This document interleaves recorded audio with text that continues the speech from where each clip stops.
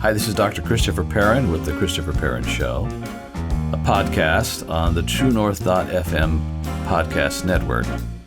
And in this episode, I'm going to continue my investigating and perusing of a few important words relative to education. I'm looking at the etymologies or histories of some important words in education that we've pretty much lost. And I find that looking at the history of educational vocabulary to be one fascinating way to think about education as a whole. Now, in my previous episode, I mentioned that etymology, from the Greek etymos and logi, means the study of the real origin of words.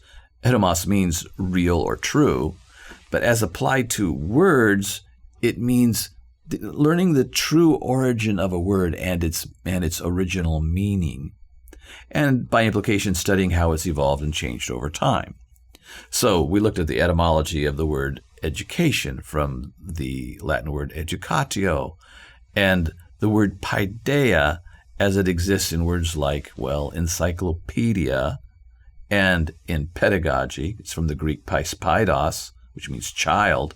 So paideia is a kind of childing, taking a child from immaturity to maturity, cultivating that child's humanity. We looked at the word humanitas as another word for education in the Latin-speaking world.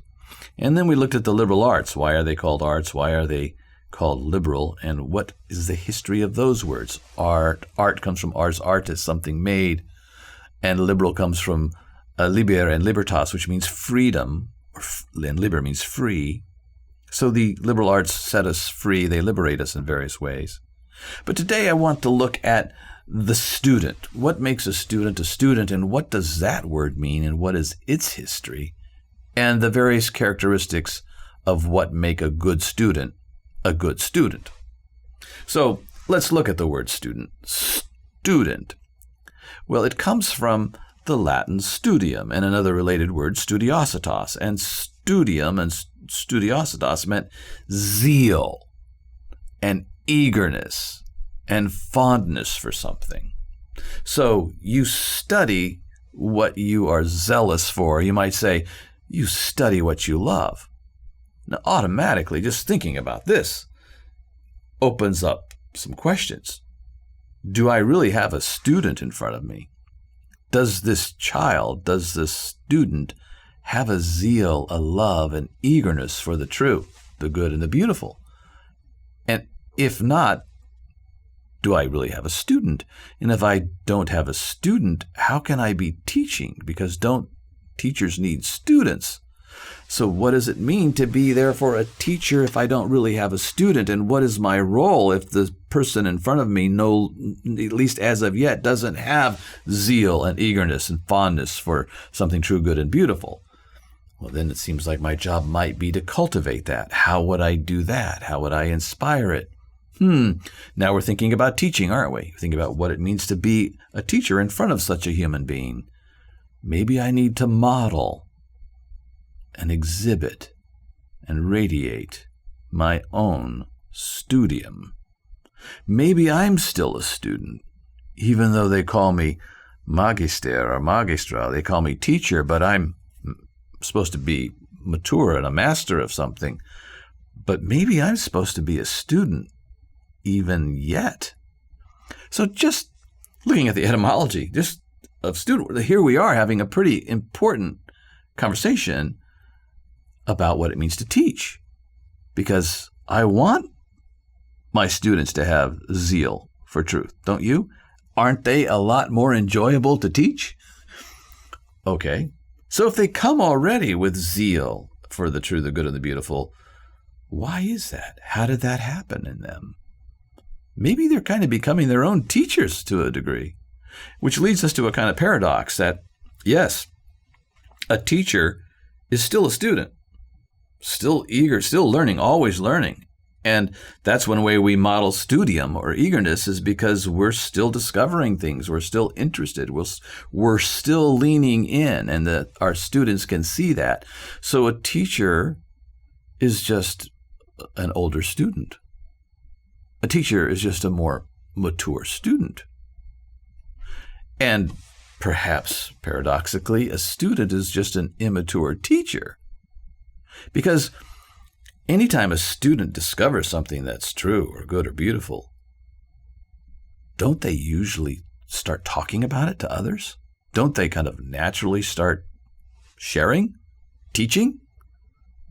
We come to know something that is good. We want to share it. This is true of all kinds of mundane things, like a great cup of coffee. The best cup of coffee that I know of at Starbucks is a tall latte with 3 shots. And some of you will say, well, give me a half pump of vanilla or something. Well, I will praise the straight, the 3 shots of espresso in a tall cup. A latte. That's the right blend of milk to espresso. It's perfetto. And if I start praising that to you, some of you are thinking, I'm going to go try that. If Perrin says a tall latte with 3 shots is the way to go, I might as well try it because I like coffee. We get excited. We start teaching one another about things like a good cup of coffee when we come to understand something more important to life, like, well, what it means for Odysseus to have to come back to Ithaca and overcome his own curiosity that keeps distracting him.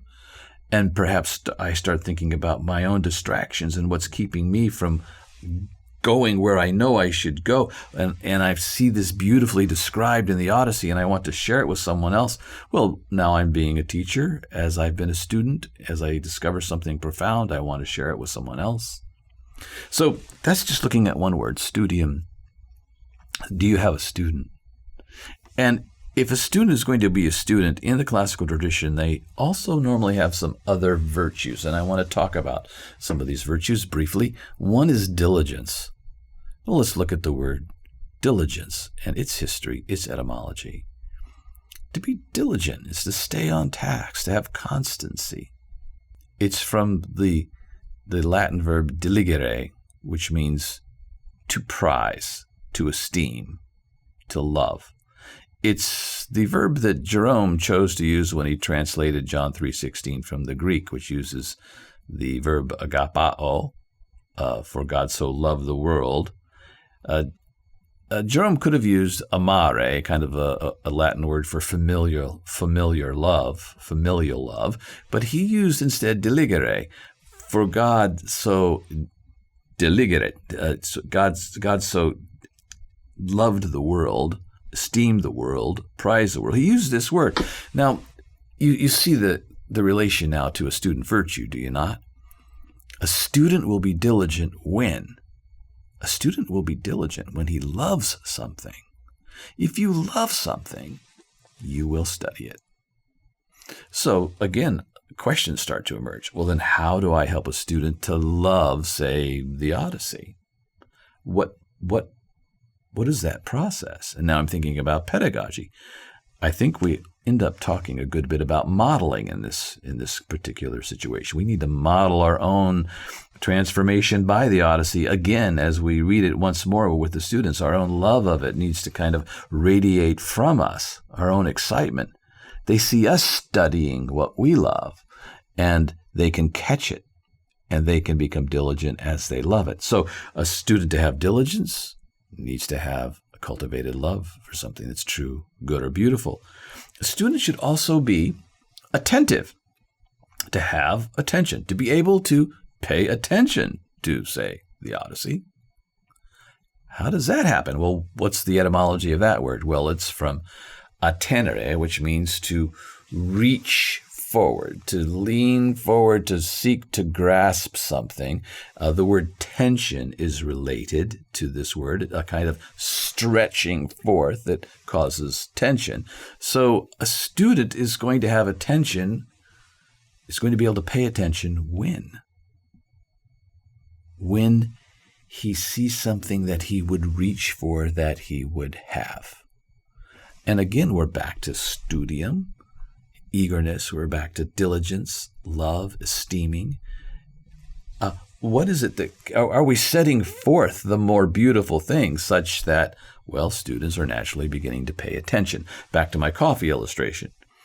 If I had my tall triple shot latte, and we're sipping it in front of you and just extolling its beautiful blend of flavor, you might want to sip yourself. And if I were to say, would you like a sip?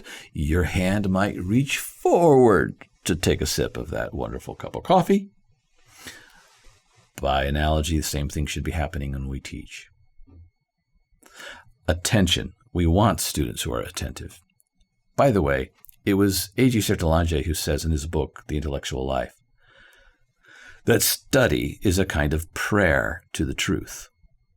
Think about that. Who talks about study that way? It's a prayer. Study can be a prayer to the truth. It's this longing for something, and there's a kind of dialogue, even a kind of communication with that who is the truth, to know some truth. And this leads us to another maybe kind of ironic or counterintuitive word that describes the student as well, and it's ecstatic.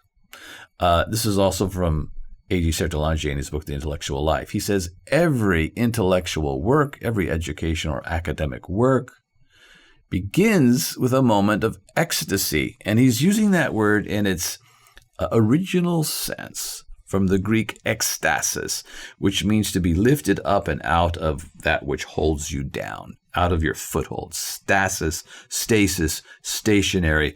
Ekstasis means to be lifted up and out from your station, almost as it were free-floating, leaving daily life behind, maybe even forgetting your surroundings because you've been attracted by and absorbed by and engrossed in something true, good, or beautiful. This is ecstasis. And so you can see its relationship to attention and diligence and studium. These concepts are all interdependent. But to have ecstasis, and you can't have it every day, but at least there should be times in a student's life when he's caught up in something so good, so attractive, so fascinating, that he contemplates it and forgets everything else, and his soul, as it were, cries out to have that thing. I remember this happening to me as a college student when a professor my freshman year put a Greek word on the chalkboard in a History 101 class. And I believe it was the word polis. And he wrote it down on the board, wrote it on the board in Greek. And he said, this is a Greek word. You don't know it, do you? You've had 4 years of Spanish, but you don't know how to order a taco. But this is a Greek word. It's very important for Western civilization, polis. And I had one of those moments where I was enchanted by that. I was kind of charmed by what he said and did. And I think he was probably intentionally kind of baiting the class to study Greek, chiding us for our ignorance and poor study habits from the past and poor learning from the past. But I said to myself in that moment, I will learn Greek.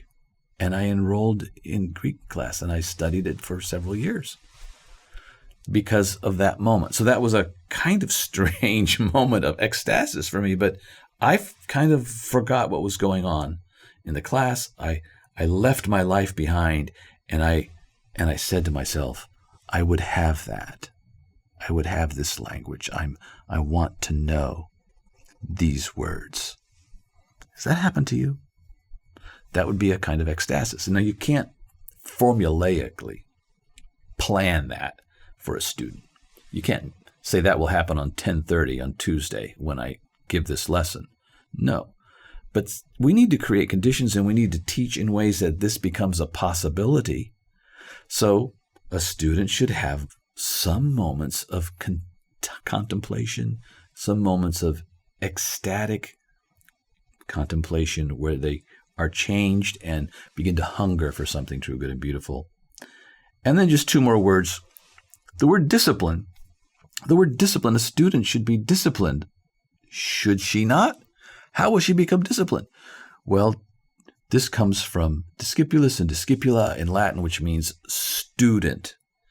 But it's related to the word disciplina, which means to follow. In fact, the words I should qualify. Discipula would mean follower, learner, more than it would mean, say, student. It's someone who follows. We get the word disciple from discipulus, the masculine version, and discipula, the female version.